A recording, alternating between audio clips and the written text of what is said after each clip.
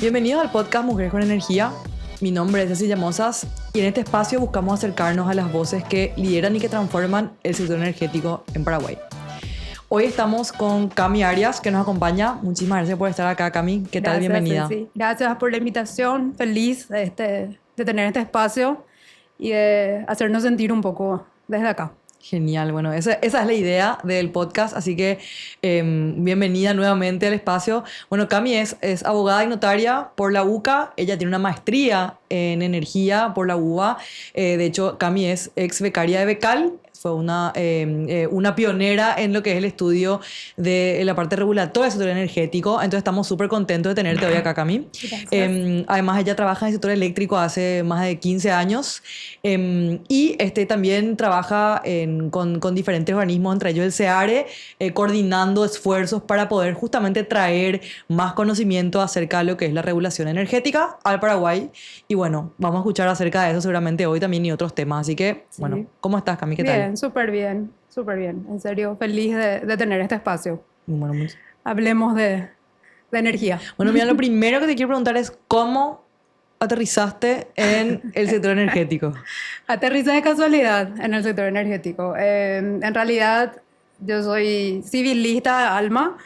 Me gusta muchísimo el derecho civil. Quería estudiar daños. Pero, bueno, surgieron las becales, decía, uno de los requisitos era que estudiemos algo que tenía que ver con nuestros trabajos, algo que podía redituarle algo a nuestro país. Entonces, como estaba en el sector eléctrico, dije, bueno, voy a buscar algo que mezcle el derecho con la energía. Busqué en la región, porque siempre tuve muy en claro que necesitaba algo que sea estudiar algo en la región para tener nuestra realidad pura.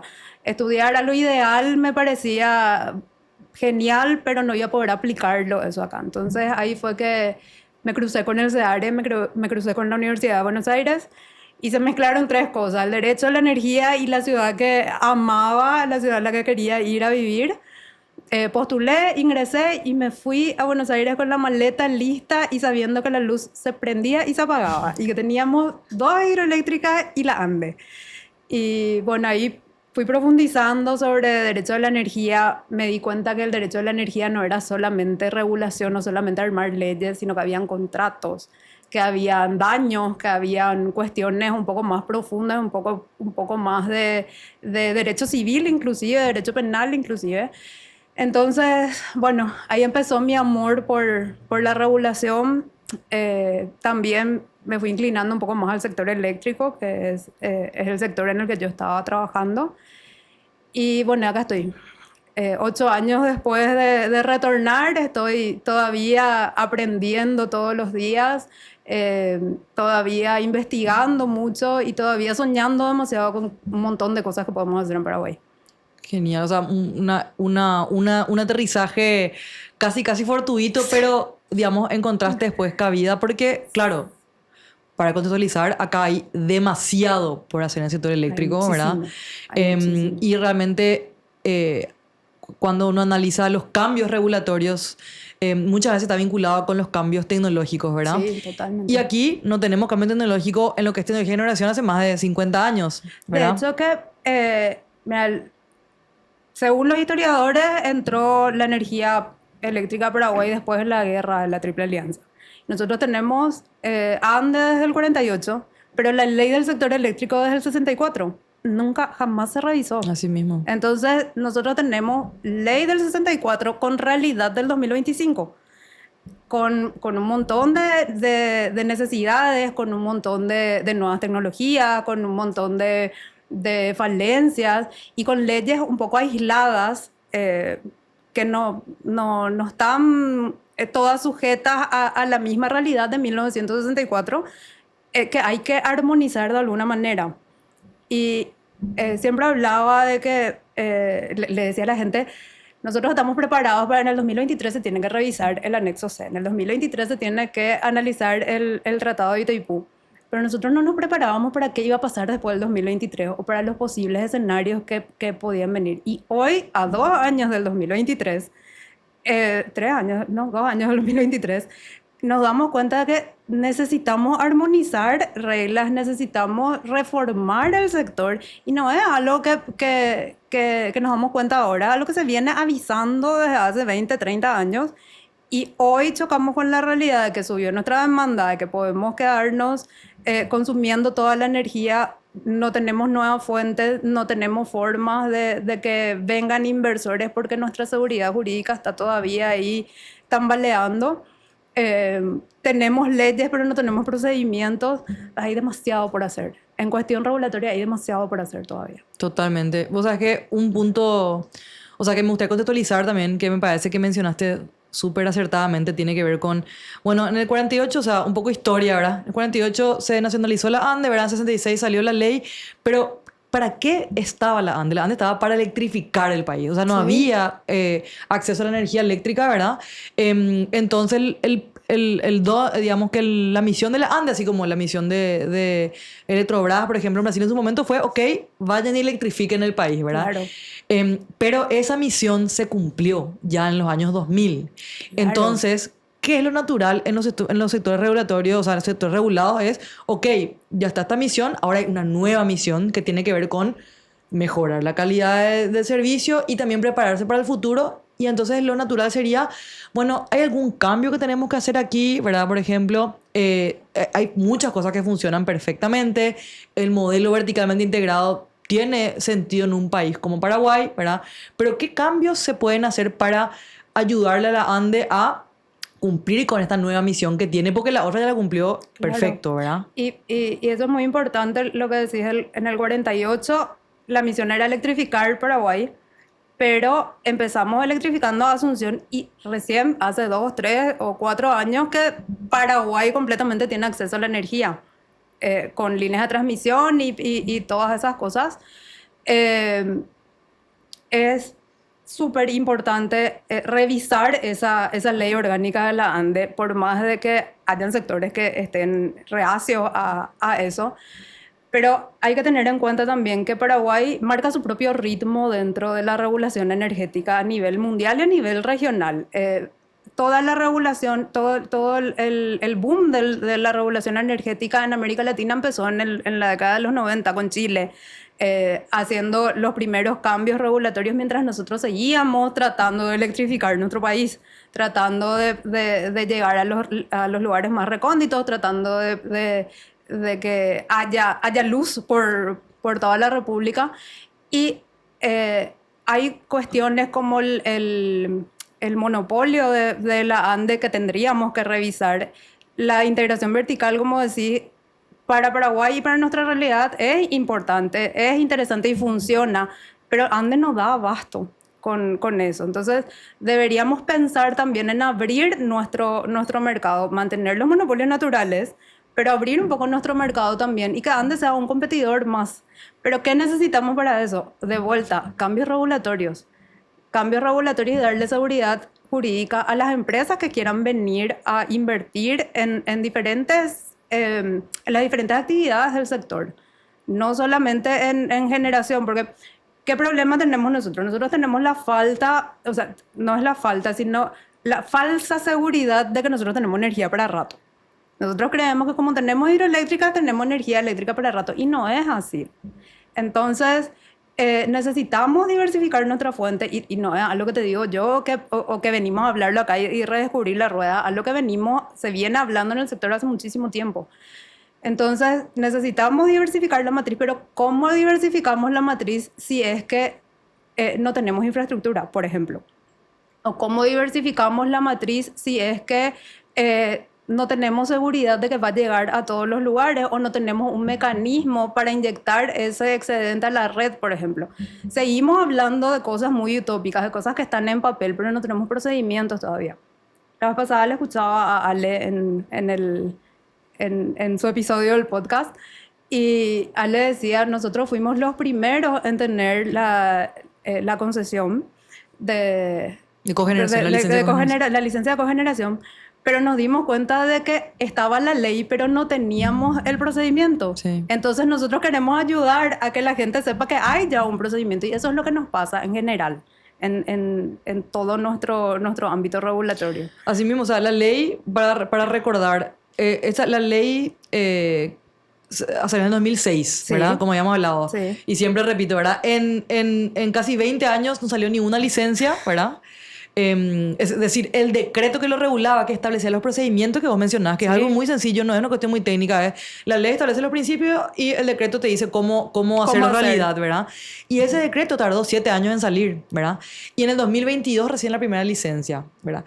Eso, si bien es una gran... ¿Por qué? Porque es tan lento, también responde a una urgencia que nuestro país y se mueve con base en las urgencias o con base en lo consumado, ¿verdad? O sea, ya pasó el problema y ahora cómo se resolvemos. Somos reactivos. No es tipo cómo vamos a hacer para que esto no suceda, es cómo solucionamos el problema que ya pasó. Y entonces, ¿qué vemos hoy, verdad? Como vos decís, vemos que tenemos una necesidad de aumentar en un 40% por lo menos la disponibilidad de capacidad instalada. O sea, hoy tenemos menos que 8.000 megas porque en realidad no es 100% disponible la porción que tenemos en Itaipú ni en Yacyretá por diferentes aspectos técnicos y necesitamos aumentar hasta 12.000 megas por lo menos entre el 2030 y 2040, ¿verdad? Para estar a tono nomás con la demanda. O sea, imagínate lo grave que es eso en el sentido de que hoy en día todavía no estamos ni siquiera aumentando en 1 giga, por decirte así. O sea, todavía no estamos avanzando en el nivel que debemos avanzar, ¿verdad? Entonces, un tema aquí que te quería preguntar es, viendo vos la experiencia que tenés en Argentina, conversando con la gente del CEARE, que me gustaría que nos comentes un poco de qué se trata. ¿Qué vacíos, desafíos concretos, si tenés que mencionar 3, por ejemplo, que a vos te parezcan así, por favor, trabajemos en esto? ¿Qué ves? ¿Cómo podemos avanzar? Y mira, el CEARE es el Centro de Estudios de la Actividad Regulatoria Energética de la Universidad de Buenos Aires. Es un lugar, un espacio que inició con unos cuantos profesionales de distintas áreas, una mesa multidisciplinaria, ingenieros, economistas y abogados, centrados en estudiar la actividad regulatoria de energía. Y ellos hoy se están expandiendo, ya son mucho más conocidos a nivel regional y tienen su peso específico a nivel regional. Para mí es un sueño que eso exista en Paraguay. O sea, en primer lugar, creo que uno de los mayores desafíos es dejar de pensar que la energía es solamente una cuestión de ingenieros, sino abrirnos un poco más a las otras disciplinas.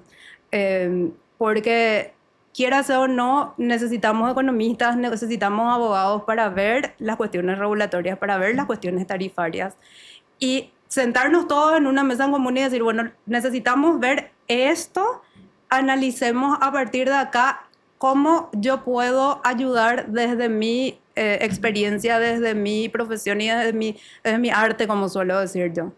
Entonces, en primer lugar, creo que esa es el primer desafío. Tomar conciencia de que la energía si bien es un factor de desarrollo, también es un factor de bienestar para la gente. Y es, como decís, nosotros somos muy reactivos, nosotros actuamos según la urgencia de las cosas en vez de ser preventivos. Entonces, analicemos escenarios energéticos, escenarios posibles, pero dentro de una multidisciplina, primero. En segundo lugar, tengamos en cuenta los informes y los estudios que ya se están haciendo. Todo lo que nosotros podamos hablar acá hoy ya fue estudiado, ya fue analizado, ya se avisó. La falta de infraestructura no es algo nuevo. De hecho, hay un informe del IPSE que habla de retrasos que datan de 5, 10 y 20 años inclusive en infraestructura. Si nosotros no tenemos eso, si no nos movemos y no reaccionamos a esa urgencia, nosotros podemos hacer 1.000 leyes y podemos hacer 1.000 estudios, pero no vamos a poder avanzar en el sector energético. Eso en un segundo lugar. Y otra debilidad que veo es la debilidad institucional.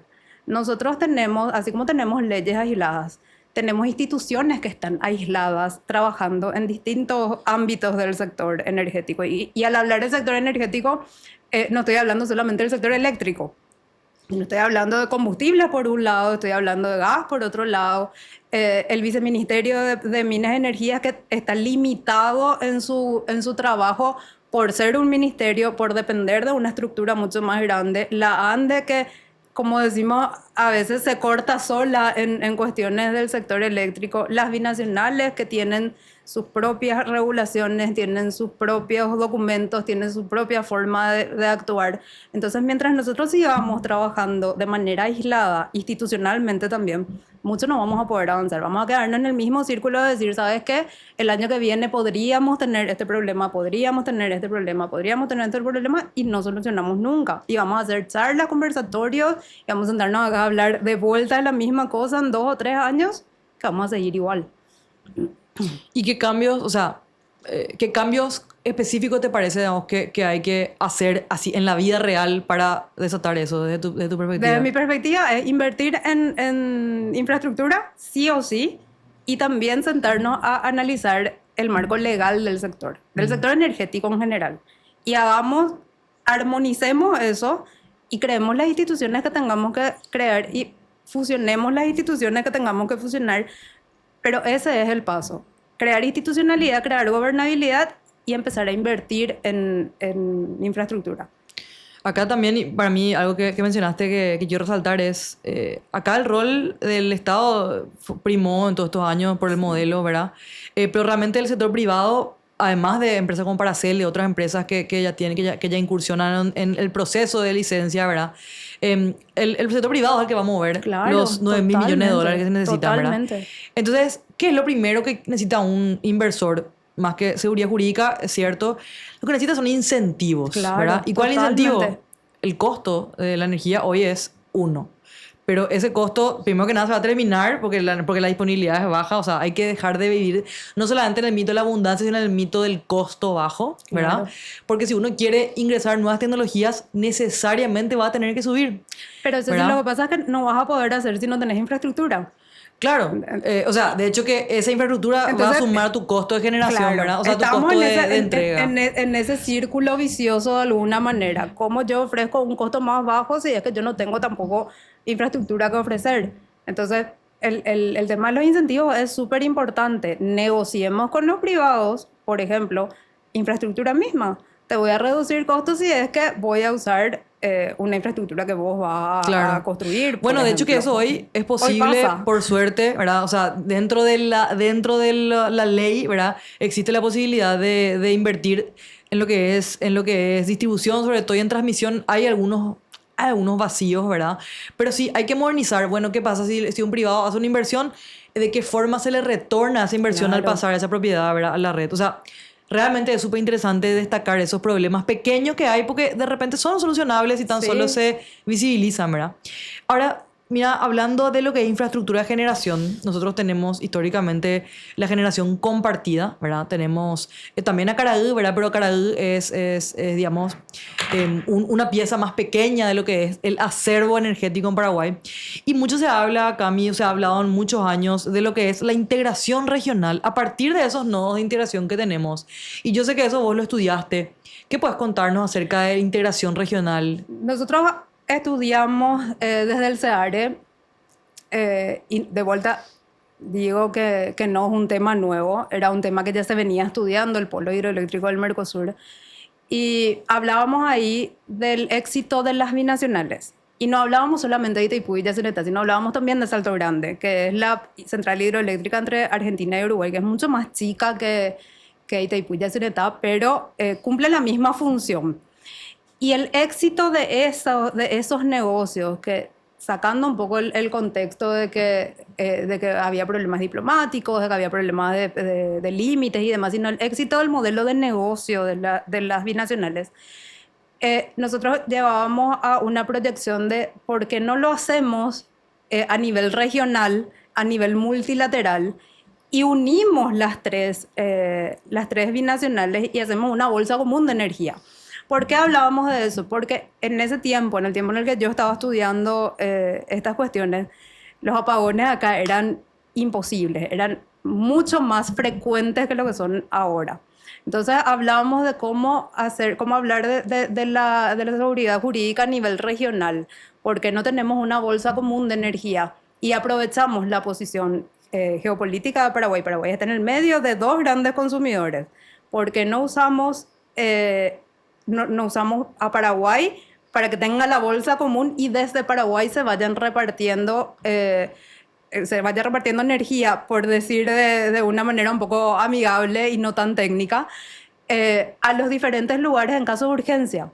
Entonces, a mí me tocó estudiar el marco jurídico para eso, cuáles eran los desafíos jurídicos que teníamos en eso. Y los primeros desafíos jurídicos que teníamos eran los tratados binacionales que nos limitaban mucho a Paraguay por un lado, a Argentina y el Brasil por el otro, y también a Uruguay por su parte. Pero era bastante interesante, es bastante interesante esa idea, entendiendo la posición de Paraguay y la inversión que podemos hacer en infraestructura desde el Mercosur mismo. O sea, usemos el Mercosur también para beneficiar y para dar seguridad de abastecimiento en nuestros países. Ese es un sueño largamente acariciado, así como el gasoducto, que hoy prácticamente es una realidad, pero es algo que deberíamos seguir estudiando y que deberíamos tener muy en cuenta en nuestros países. Yo creo que ahí quizá el contexto es la complejidad de manejar las asimetrías. ¿En qué sentido? Totalmente. Nosotros, o sea, a nivel global hay más de 10.000 centrales hidroeléctricas, ¿verdad? Y de esas 10.000 centrales, solamente hay 61 centrales transfronterizas, o sea, que están en 2 países al mismo tiempo. Y eso no es porque no hay ríos transfronterizos, porque todos los ríos, ¿verdad? Prácticamente el mundo está interconectado a través de los ríos, pero por lo difícil que es coordinar entre 2 países, ¿verdad? Sí. Entonces, por ejemplo, tenemos el caso de Itaipú, Salto Grande, Yacyretá, ¿verdad? Pero en Europa, desde el año 1920, ya tienen centrales hidroeléctricas compartidas así. Tienen en Escandinavia, por ejemplo. Y la forma en la que resolvieron, digamos, cualquier problema de coordinación es a través de la integración de mercado, ¿verdad? Entonces, por ejemplo, Escandinavia es un ejemplo excelente de... Tienen los ríos principales, son tres o cuatro países que están interconectados y solucionaron sus problemas o, digamos, las diferencias que hay entre las demandas, justamente integrándose a partir de las binacionales, en realidad de las centrales transfronterizas. Entonces, yo creo que hay demasiados ejemplos acerca de cómo se puede hacer. En Latinoamérica está CEPAC. Claro, también. O sea, tenés acá, o sea, en otras palabras, a ver, la tecnología de las hidroeléctricas es una tecnología madura. Hay muchísimas hidroeléctricas, sabemos cómo funcionan. Hay menos transfronterizas, pero las hay. Y ya tenemos la fortaleza del músculo de la coordinación. Entonces, Claro. es solamente, digamos que eso resulta bastante lógico avanzar hacia complejizar eso, ¿verdad? Así que me parece súper interesante ese punto de investigación, Cami. Y ahora, para mí, ¿cuál es el desafío que yo veo ahí? Me gustaría conocer tu perspectiva. Es justamente esta coordinación a nivel regional. ¿Por qué? Porque sabemos que hubo, y ahí vos sabrás mucho mejor que yo esto, sabemos que hubo una consulta en una provincia argentina cerca de una de las centrales binacionales donde se rechazó la posibilidad de construir, ¿verdad? Sí. Entonces, ¿cómo se aborda eso de forma regional? Sobre todo en un contexto donde Paraguay y Argentina no son los países que se caracterizan por su estabilidad institucional, ¿verdad? ¿Qué pasó ahí? ¿Y qué ventana hay todavía para esas inversiones binacionales? Yo creo que esa consulta es un tema que mucha gente desconoce, el tema de la consulta popular que se hizo para esa binacional, que nos afectaba también en parte. Creo que el primer paso es ese, justamente, hacer una consulta y contar un poco los beneficios, contar, como decís, sobre nuestra musculatura energética, sobre la robustez de nuestro sistema y mostrar un poco cuál es la necesidad. Porque la gente se va a negar sí o sí, como se negaron a las centrales nucleares en Argentina y se hicieron finalmente y se dieron cuenta al final de que era algo beneficioso, como se negaron quizás en su momento a Itaipú y Yacyretá. La gente se niega a lo desconocido. Entonces, yo creo que lo primero que tenemos que hacer es mostrar cuál es nuestra necesidad, mostrar, bueno, miren, esta es nuestra posible solución y calmar nuestro pueblo en primer lugar. Y en segundo lugar, aprovechar las buenas relaciones que hay entre países. Porque no siempre se da eso, no siempre se da que tenemos buena relación con nuestros países vecinos, no siempre se da que hay buen trabajo entre ministerios de energía, entre viceministerios de energía, entre instituciones. Entonces, aprovechar la coyuntura política actual, quizás, es importante para una cuestión de estas y para analizar un poquitito más en profundidad y decir, bueno, miren, este es nuestro problema y esto es lo que podemos hacer, ¿qué les parece si vamos avanzando en el tema? Pues si no, de vuelta se queda en el cementerio de las teorías, se queda Así otra mismo. vez en el papel, se queda otra vez en una tesis estudiada en alguna biblioteca, en algún repositorio. Acá lo ideal es pasar a la acción ya, dejar de analizar las cosas y pasar a la acción. Que una persona lleve esa propuesta y por un lado le calme a la gente que puede saltar sobre el tema y por otro lado lleve una propuesta concreta y decir, bueno, yo sé de mis debilidades, pero quiero aprovechar mi fortaleza y juntar con las fortalezas de ustedes y hagamos de esto algo que va a dar desarrollo a nuestra región y que también va a dar seguridad a nuestra región. Súper, o sea, creo que es clave la comunicación, pero también es Total. ponerse en el lugar de los diferentes actores, Y ¿verdad? de los usuarios sobre todo. Sobre todo Totalmente. los usuarios. Y algo más que sí te quiero preguntar, Cami, yo creo que va muy al punto porque en la medida en que uno tiene mayor diversidad de perspectivas, ¿verdad? Uno también tiene la posibilidad de proponer soluciones que sean más útiles para más digamos, frentes, ¿verdad? Para Sí. diferentes grupos de consumidores o de productores. Y en ese sentido, por ejemplo, la diversidad en el sector eléctrico realmente también aporta muchísimo porque dinamiza y, bueno, aporta el punto de vista de la diversidad, ¿verdad? Y en ese sentido, yo sé que vos tenés la experiencia en el sector eléctrico acá en Paraguay, sector energético de 15 años, ¿verdad? ¿Cómo vos ves justamente la participación de las mujeres en el sector eléctrico acá, energético, eléctrico?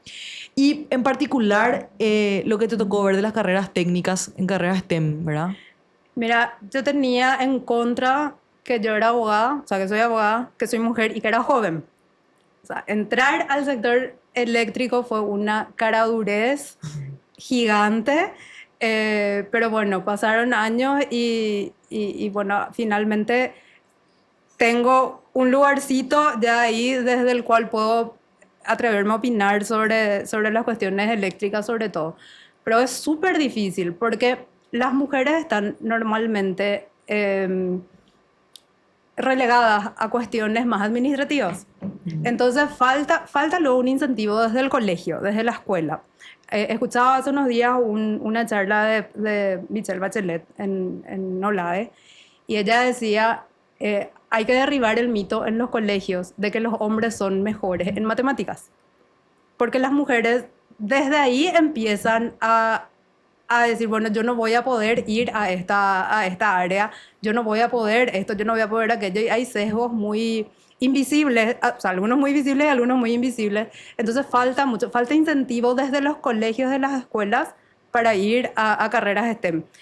Y no solamente a carreras STEM, acá hay dos abogadas hablando de energía, las carreras sociales también tienen mucha incidencia en el sector energético en general, no solamente eléctrico.